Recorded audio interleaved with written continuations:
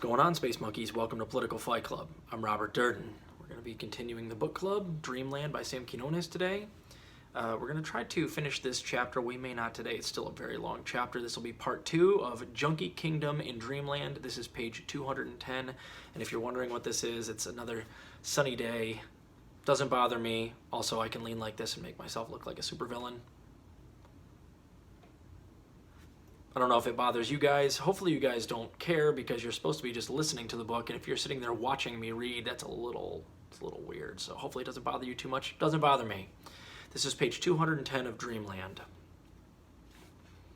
More isolated parts of Appalachia had other stories to tell about OxyContin, stories not connected to pill mills, but just as related to economic decline and thus to SSI and Medicaid cards. In hilly Floyd County, Kentucky, 100 miles south of Portsmouth, the story had to do with mining. When the deep mines were working years ago, Floyd County had a lot of jobs. A man would work down in the mines for 20 years, pay into his disability, a federal program known as Social Security Disability Insurance, or SSDI, and be out of those mines with black lung by age 45 with a monthly check large enough to support a family.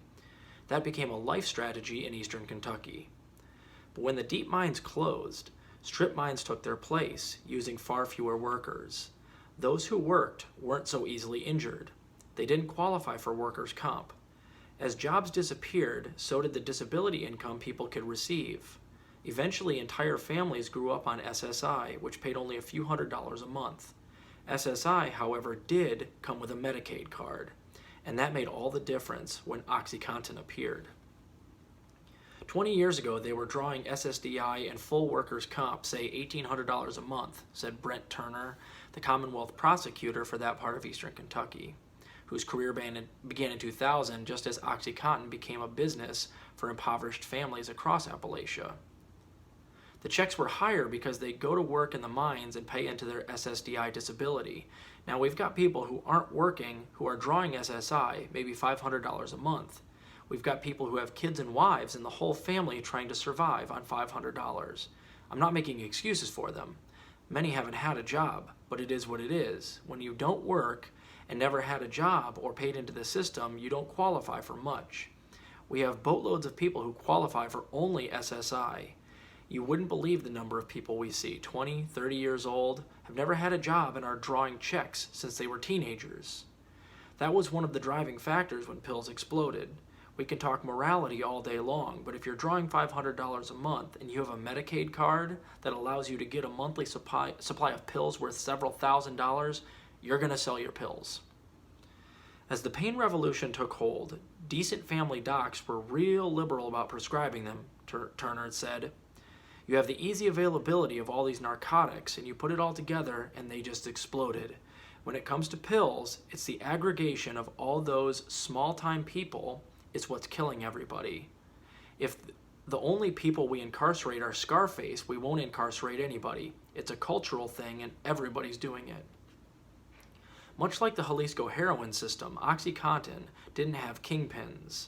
Instead, the market was moved by a bunch of small-time operators relying on newly relaxed attitudes regarding pain pill prescribing, a new pill with a huge whack of dope, and the Medicaid cards. Medicaid cards had been around for years. With OxyContin, they became licenses to print money. We always assumed that Purdue Pharma knew that so many people in the area had Medicaid cards, Lisa Roberts said, the Portsmouth city nurse. And that's why they marketed OxyContin so hard around here. Can you imagine? Purdue Pharma knows that people have those Medicaid cards that are on SSI, and that's where they do their most heavy marketing. Despicable. Whether the company knew that, Purdue did have information on the doctors who prescribed drugs most liberally. Many of them were in areas not coincidentally where the numbers of welfare and federal disability recipients were comparatively high, like southern Ohio and eastern Kentucky. Every pill Marianne Henson harvested from the addicts, whom she took to a pain clinic she could sell for $1 a milligram, $80 for one 80-milligram oxy pill, in other words. At those prices, and taking half the pills from each addict, she could make $5,000 from each patient she took to a doctor. She sold the pills from her house with her husband Keith Henson. Years later, they remembered their operation resembling a McDonald's drive-thru. 4 people on the porch waiting while 10 more were doing business in the living room. Portsmouth once had the industrial ingenuity to invent the shoelace machine. Now it invented the modern pill mill. The clinics and OxyContin made Portsmouth, Ohio, a destination again. People flocked to the pain clinics from southern Ohio, eastern Kentucky, West Virginia, and Indiana. People in line to see John Lilly ordered pizza while they waited. They drank beer and snorted pills and puked in bushes.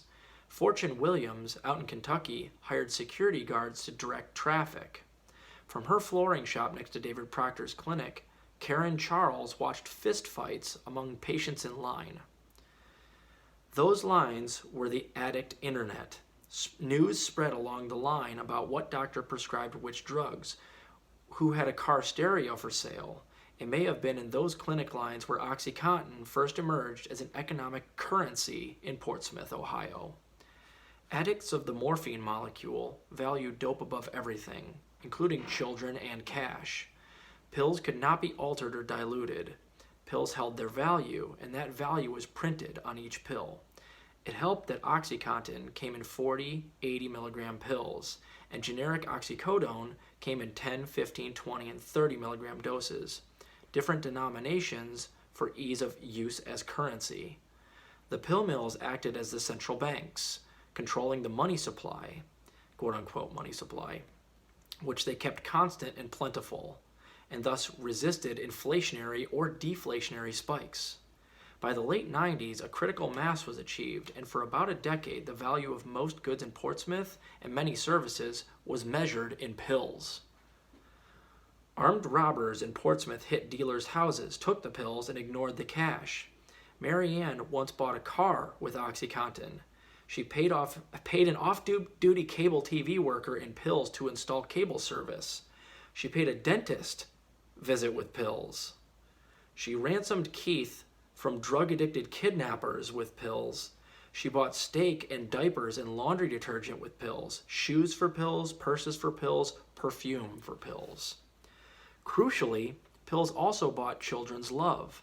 Junkies whose main relationship was with dope could briefly emerge from the fog to buy their children a toy, a video game, or bracelet that they coveted with pills, usually buying it off a shoplifter. Part of the economy was a pulsing network of people putting out feelers, kind of like a junkie Craigslist. Someone says, "Hey, I'm looking for a new chainsaw," Mary Ann said. Then some guy comes by with a chainsaw. You buy the chainsaw for an oxycodone 30 that you paid almost nothing for thanks to your Medicaid card, and you call the other guy and sell him the chainsaw for $100 cash. Something like that had evolved with Lorset years before, but on a tiny scale. OxyContin, with so much dope in each pill, bought big stuff. Stone-cold, teeth-gnashing, mainlining junkies like Mary Ann now had big-screen TVs and computers, nice furniture, and power tools. Even urine leaked into the OxyContin economy. As authorities scrutinized Scioto County doctors, some clinics began requiring occasional urine tests. Probation officers always wanted them, so a black market in clean urine emerged, in which the fluid was exchanged like water in the desert. Addicts bought false bladders that they strapped to their stomachs with tubes leading down into their pants. Neighbors of one pain clinic near downtown got used to people knocking on their doors, asking if they wanted to sell their urine. Outside the pill mills stood people who charged in pills to pee in a cup, promising clean urine as they chugged water. Veteran clients would crumble oxycodone into the purchased urine because doctors wanted to see the patients had no drug in their system other than what was prescribed. Kids' urine was coveted for its purity and was worth an Oxy 40 in Portsmouth for several years. Meanwhile, a sophisticated opiate class system emerged. At the top were people who never used but sold pills and bought anything a junkie brought in. The late Jerry Lockhart was one of the elite. He lived on a promontory dubbed OxyContin Hill in West Portsmouth. Lockhart also took people monthly to see pill mill doctors, paid for their visits, and then took half the pills they were prescribed. These people were street rats, the lowest in the opiate class system. Street rats were addicts who could never accumulate the capital to pay for their own doctor's visit, much less anyone else's. They scavenged scrap metal or stole lawn ornaments from front yards. They had a million hustles to get well through the month.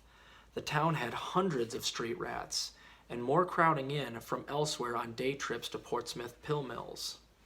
The relationship between street rats and distributors like Lockhart resembled sharecropping. One way street rats made it through the month was to ask dealers like Jerry Lockhart to front them the pills. By the time their monthly doctor's appointment rolled around, they owed most of what they were going to be prescribed. If we were getting 180 of them, we already owed him 100, another addict said. I talked to an addict named Donnie. In the Marines overseas, Donnie had been badly wounded, for which he was given morphine. He carried the taste for opiates with him when he returned to Portsmouth, which by then was bathing in them. As an oxy addiction took hold, Donnie began selling his garage tools. He figured he sold almost all those tools to Jerry Lockhart. During the month, he went frequently to Lockhart for pills.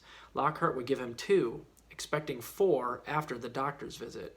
By his doctor's visit, Donnie usually owed Lockhart almost all of what he was going to be prescribed. Lockhart traded pills for stolen goods, which he sold out of a large garage on his property. He gave addicts pills for their food stamp cards and bought groceries with those cards. One addict said he gave Lockhart his card and didn't see it again until Lockhart died 2 years later. An addict who said he worked for Lockhart told me Lockhart built virtually his entire house with material purchased with Lowe's gift cards. All these cards came via merchandise addicts that they stole from the store. They returned the shoplifted stuff for gift cards, then they brought the cards to Lockhart for pills. Shoplifters, in fact, were the wandering peddlers in Portsmouth's Junkie kingdom, providing the goods central to daily life in the OxyContin economy and taking only pills in payment. They stole groceries or tampons or detergent or microwaves on order. Shoplifters' importance to the OxyContin economy grew, in turn, from a new and indispensable rural institution. In Portsmouth, as in much of rural America, most of what there is to buy is sold only at Walmart. In this case, the Walmart is in the neighborhood of New Boston, on the land where the Coke plant once stood, and the smokestack still remains. Everybody shops and socializes there.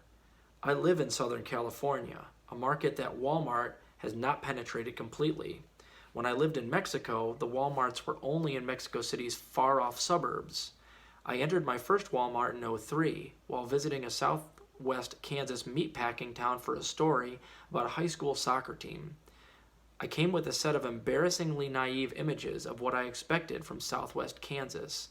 Few areas had contributed so many icons to Americans' history: pioneers, cattle trails, family farms, Dodge City, and even the Wizard of Oz. All of it pivoted around, I imagined, the main street of small-town America. Instead, I found ghost towns. My footsteps echoed down the small-town main streets. On one, a pharmacist left a note in the window of her store. She had enjoyed serving the town, she wrote, but couldn't hang on anymore, and she hoped they'd understand why she was leaving like all the rest. She left no forwarding address. Walmart was often the only place to buy most of life's essentials in these heartland towns. Strolling their Walmarts, I imagined its aisles haunted by the ghosts of store owners who once sustained small-town America. On one aisle was the departed local grocer. Down another, the former hardware store owner. Next to that, the woman's clothier, or that long-gone pharmacist. So maybe I should not have been surprised to learn that in Portsmouth's OxyContin economy, when the new rural junkies needed to get well, like everybody else, they turned to Walmart. So we're going to continue on page 215, about halfway down, and finish the chapter tomorrow. I don't quite have the time to finish it right now, and my voice is giving out. So I hope you're enjoying the book, guys. Keep fighting that good fight out there. I'll talk to you later.